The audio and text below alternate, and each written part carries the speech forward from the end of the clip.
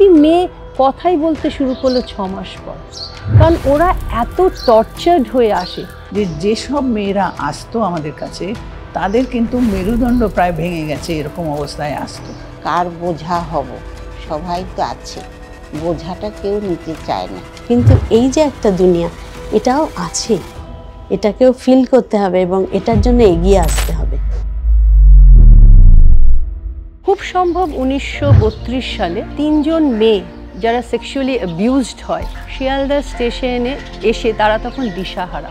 কোনোভাবে তখনকার মেম্বার, আমাদের যে founder member Mrs Ramla Sinha, তাদের আইডেন্টিফাই করে। ডক্টর বিধানচন্দ্র রায়ের কাছে উনি নিজে যান ওই 3টে মেয়েকে নিয়ে, কী রকম কী করা যায় ওনার কাছে সাহায্য চান। তখন ডক্টর বিধানচন্দ্র রায় এই জায়গাটাকে 89 ইলিয়ট রোডটাকে মিসেস রমলা সিনহাকে দিয়ে বলেন যে আপনি এইখানে এই 3টে মেয়েকে রেখে যতটুকু ওদের জীবনের পথে আবার ফিরিয়ে নেওয়া যায় চেষ্টা করতে পারেন। সেই থেকে আমাদের এই অল বেঙ্গল উমেন্স ইউনিয়নের জন্ম।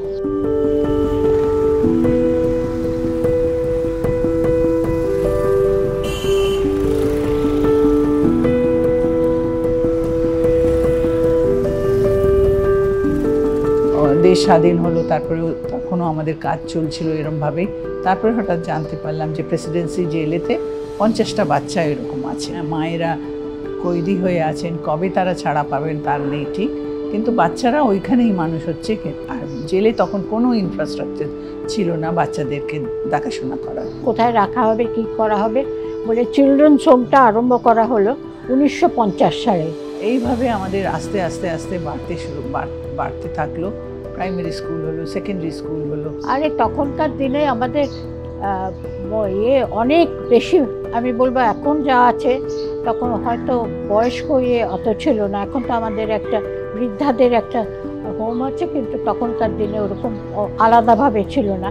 কিন্তু আমাদের এমনি ইয়েতে অনেক, মানে অন্তত 250 মেয়েরা থাকতো, কাজ পড়াশোনাও করতো, কাজও করতো।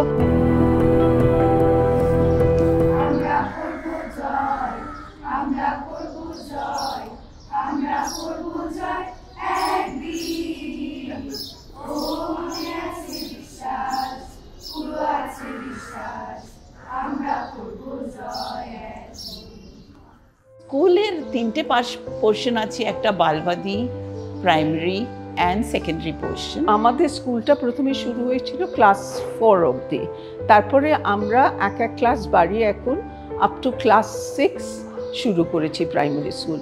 আর এটা মেনলি মেয়েদের জন্য স্কুল।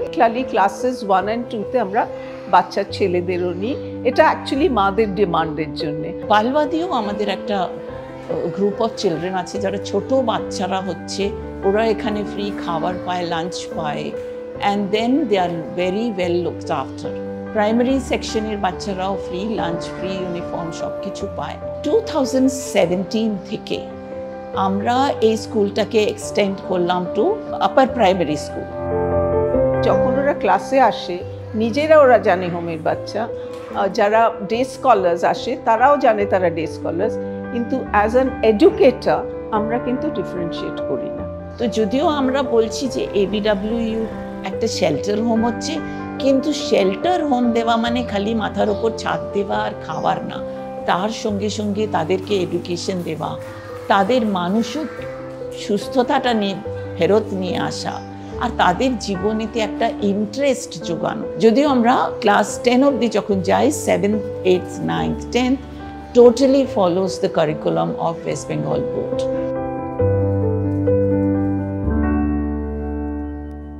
গুড মর্নিং, কি খবর, কি চলছে?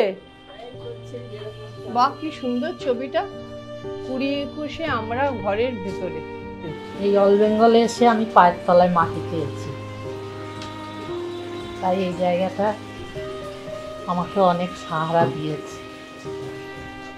তারপর ধরুন যদি আপনি আমাদের বৃদ্ধবাসের কথা বলেন, দেখুন আমি পাইনি একটা জিনিস আর আমি পেয়ে হারালাম, এর দুঃখটা সারা জীবন থেকে যায়।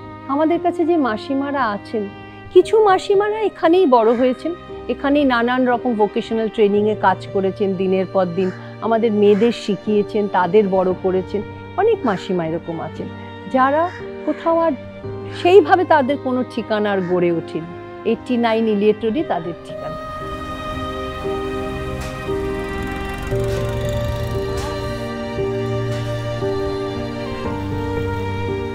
ধরুন রাত 2টোর সময় কলকাতার রাস্তায় কোনো এক মহিলা মাকে আমরা পেলাম একাকিনী অবস্থায়। তিনি জানেন না তিনি কোথা থেকে এসছেন, তিনি জানেন না তিনি কোথায় যাবেন, উদ্ভ্রান্তের মতো বা কিছুটা অসুস্থ হয়ে রাস্তায় বসে আছেন বা হেঁটে চলেছেন।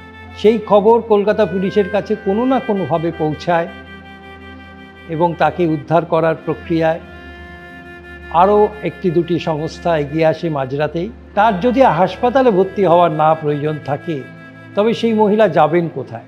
কলকাতা পুলিশের কাছে একটাই ঠিকানা, তার নাম অল বেঙ্গল উইমেন্স ইউনিয়ন।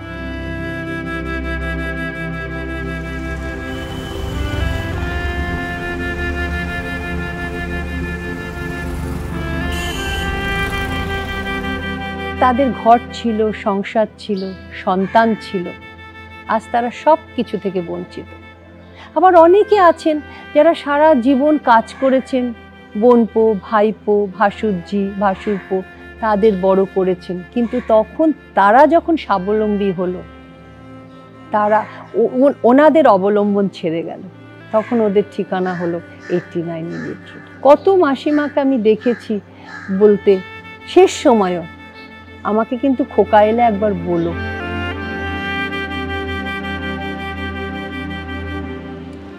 আমার সকল দুঃখের প্রদীপ জেলে দিবস গেলে করব নিবেদন,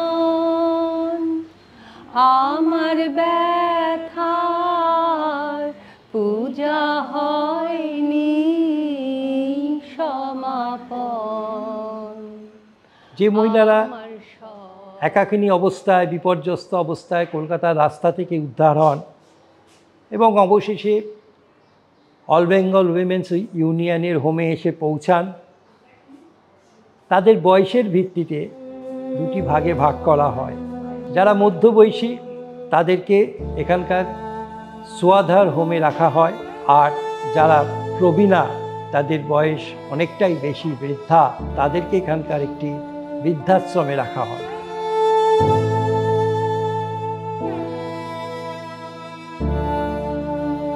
তো মা মারা যাওয়াটা আমার কাছে একটা খুব ন্যাচারাল, সবার কাছেই খুব একটা দুঃখের জার্নি, এবং আমি ওটা নিতে পারছিলাম না, কি যে মা নেই, কেউ নেই, তার মানে মনে হচ্ছিল।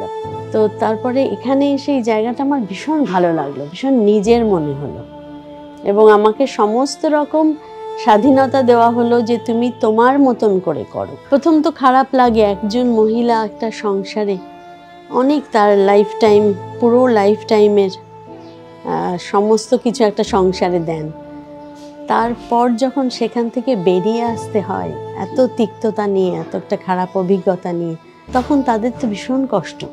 সেটা আমি ফিল করি যখন একজন নতুন কেউ আসেন, যে তার বিশেষ করে ছেলে মেয়ে, ঠিক আছে ছেলে মেয়ে অবধি ম্যানেজ করা যায়, তারপরে নাতি নাতনি তাদের রেখে যখন আসতে হয়, তার সেই ট্রমাটা ওনারা কাটিয়ে উঠতে পারেন না চট করে। যার পরিবার নেই তার কথা আলাদা, কিন্তু যার পরিবার পাওয়া যাচ্ছে, তার ইমিডিয়েট ফ্যামিলি মেম্বার্স পাওয়া যাচ্ছে, তারাও অনেক সময় বিমুখ হয়।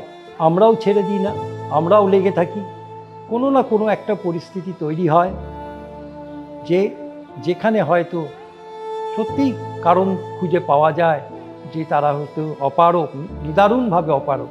সেই ক্ষেত্রে এই মহিলারা মূলত আমাদের ওল্ড এজ হোমে জীবনের বাকি দিনগুলি কাটান। একজন ভদ্রলোক এলেন, এসে বললেন যে আমি এই পাড়ায় থাকি, আমি এই মহিলা এখানে আছে, আমি পাড়ায় থাকি, একটু ওর সঙ্গে কথা বলবো।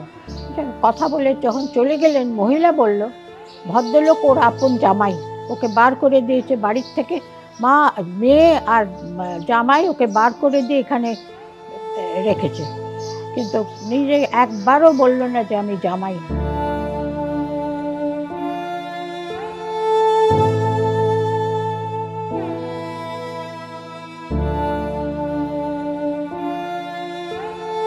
আমি দেখেছি যার যত বেশি ট্রমা তারা কিন্তু তত বেশি আর্টিস্টিক হয়। তাদের এক্সপ্রেশনটা আইদার ড্রয়িংয়ের থ্রু দিয়ে বেরোয়, নয় ডান্সের থ্রু দিয়ে বেরোয়, নয় গানের থ্রু দিয়ে বেরোয়, এইরকমভাবেই বেরোতে থাকে। কার বোঝা হব, সবাই তো আছে, বোঝাটা কেউ নিতে চায় না। তাই আমি এখানকারই একজনে একটা সন্ধান দিয়েছিল আমাকে, সেই আমি এখানে এসেছি। আর দুঃখ করে আর কি করব, দুঃখের জীবনটাই তো পার হয়ে এসেছি। তখন তো বয়স ছিল খুবই কম, সেই জীবনটাই তো পার করে এসেছি। এখানে এসে দেখলাম যে আমার যদি দুটো দুঃখ থাকে আর সকলের 200টা দুঃখ, 2000 পরিমাণে দুঃখ, তখন আমি নিজের দুঃখটা পুরো ভুলে গেলাম। আমি শ্বশুর বাড়ি গিয়ে দেখলাম অলরেডি তিনি বিবাহিত। তখন আমার 18 বছর বয়স। তিনি বললেন আমাকে যে আমি বিয়ে করেছি মার কথায়, কিন্তু তোমার সঙ্গে থাকতে পারবো না। তারা কিন্তু আমার সমস্ত অ্যাসেট নিজেদের কাছে জমা করে নিলেন এবং আমি একদমই একা হয়ে গেলাম। 6 বছর ছিলাম, আমার একটি ছেলেও হয়, কিন্তু আমি থাকতে পারিনি। ওই অত্যাচারে আমাকে সেখান থেকে বেরিয়ে আসতে হয়েছিল। ছেলেকে নিয়েই আমি চলে এসেছিলাম। ছেলে তখন 1.5 বছর 2 বছর বয়স। কিন্তু আমার বাবা বললেন, তুমি নিজেকে তৈরি করো, তুমি এখানে থাকো, কিন্তু তোমার ছেলেকে আমি রাখতে পারবো না। অনেকেই আমাকে বললেন যে কি করে আমি এটা সহ্য করতে পারলাম, কিন্তু এখন আমার মনে হয় যে সহ্য করার ক্ষমতাটা বোধহয় ভগবানই দিয়েছিলেন। তখন আমার মারাত্মক ভুল যেটা হলো, আমি আমার সমস্ত টাকা পয়সা সব জায়গা থেকে তুলে নিয়ে ইন্টারেস্টে একজন ভদ্রলোকের কাছে আমি দিলাম। তিনি কয়েক মাস ভালো পরিমাণ টাকা আমাকে দিলেন, কিন্তু তারপরে আর তার কোনো হদিশ আমি পেলাম না। আমি ভেবেছিলাম যে গঙ্গায় ঝাঁপ দিলেও হয়তো আমি মরবো না, কারণ আমি সাঁতার জানি খুব ভালো। আর আমার বেদনাটাকে বোধনায় পরিণত করে দিয়েছেন এনারা। আমি বুঝলামই না এখানে এসে যে আমি কিছু হারিয়ে এসেছি। এমন একজন মাসিমা এখানে ছিলেন, আমার অবাক লাগে, মানে সত্যি সত্যি আমার গায়ে কাটা দেয় ওনার যখন আমি ভাবি ওনাকে। উনি আমাদের কাছে আসেন, আমি ওনার অতীতটা জানি না, আমি যতটুকু ওনাকে দেখেছি, মানে যেটুকু পেয়েছি, ওনার ছেলে আমাদের কাছেই বড় হয় এবং বড় হয়ে সে ইঞ্জিনিয়ার হয়ে বম্বে গিয়ে চাকরি পায়, প্রতিষ্ঠিত হয়। সে কিন্তু কোনো দিন তার মাকে আর দেখতে আসেনি। মা কিন্তু শেষ দিন অবধি তার অপেক্ষায় ছিল। শুধু তাই না, মা কাঁদতে কাঁদতে মানুষটা একদিন অন্ধ হয়ে গেল, কিন্তু ছেলেকে খোঁজা ভোলেনি এবং বারবার সবাইকে বলেছে, আমার ছেলে এলে কিন্তু একটু বলো আমাকে।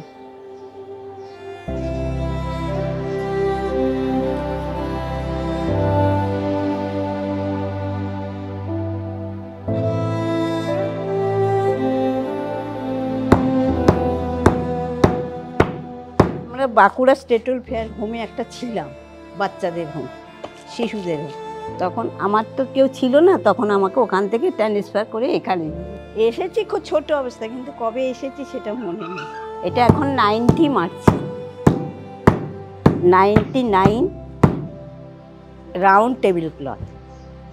যেমন আমাদের এখানে অনেকগুলো ভোকেশনাল ট্রেনিং সেন্টার আছে, এখনও এক্সিস্ট করে। তার মধ্যে একটি হচ্ছে ব্লক প্রিন্টিং, যেটা পুরোটাই আমাদের প্রেসিডেন্ট রত্না সেন দেখেন। আজ অবধি ওনার তত্ত্বাবধানে ওটা চলে। তাছাড়া আমাদের আছে টেলারিং, আমাদের আছে উইভিং। এখনও কিন্তু আমাদের এখানে চরকা কেটে সুতো তৈরি করে জিনিস তৈরি হয়। আমাদের আরও দুটো জিনিস এখানে আছে, একটা হচ্ছে বেকারি আর স্পাইস।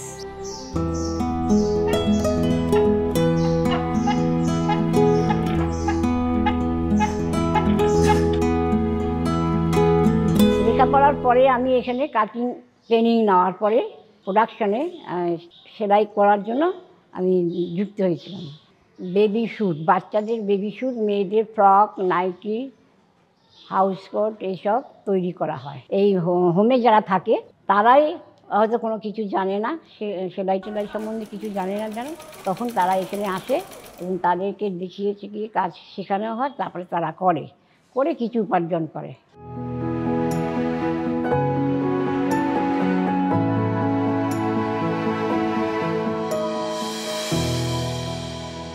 আমরা সবসময় আমাদের মেন মোটো হচ্ছে to mainstream the girls. সেই কারণেই আমাদের সুরুচি প্রথম শুরু হয়, আমি যতটুকু শুনেছি বা যতটুকু জেনেছি, খুব সম্ভব 1950 কি 52 এরকম সালে। কলকাতায় আর কোনো বাংলা রেস্টুরেন্ট ছিল না। আমাদের সুরুচি, পরে নাম দেওয়া হলো সুরুচি। আগে মিষ্টান্ন ভাণ্ডার ছিল, তারপরে পরে সুরুচি করা হলো। ওটা কিন্তু ওই একটাই বাঙালি রেস্টুরেন্ট ছিল। বাংলা খাবার খেতে চাইতে এখানে এসে খেতে।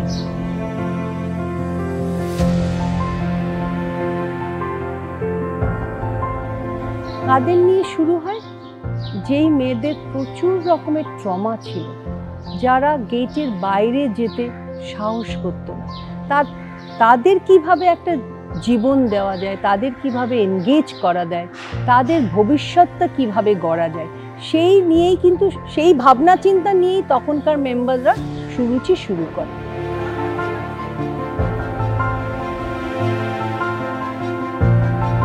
আর আমাদের রান্নাটা মানে এদেশীয় না, বাংলাদেশের রান্নার টাইপটা হয়। বাংলাদেশে যে ঘরোয়া রান্নাগুলো, সেগুলোই আমরা করি। আর এটা কাস্টমাররাও খুব পছন্দ করে। অন্যান্য হোটেলে যেমন স্পাইসিস বেশি হয়, আমাদের এখানে স্পাইসিসটা খুবই কম, এবং এখনও হাতে বাটা, বলতে পারি শিলনোড়ায় বেটে মশলা সেই দিয়েই রান্না করা হয়। মোগলাইটা আমাদের বিশেষত আমরা ডিম আর কিমা দিয়ে করি, ওটা যেটা অন্য জায়গায় হয় না। ভেটকি মাছের পাতুরি তো আপনি অনেক হোটেলেই পাবেন, কিন্তু ভেজিটেবিল পাতুরিগুলি মনে হয় সবার কাছে আপনি পাবেন না। আমাদের এখানে ভেজিটেবিল পাতুরি একটু অন্য ধরনেরই হয়, যদিও ওরা অল বেঙ্গলের ভেতরেই এখনো থাকছে, কিন্তু স্বনির্ভর।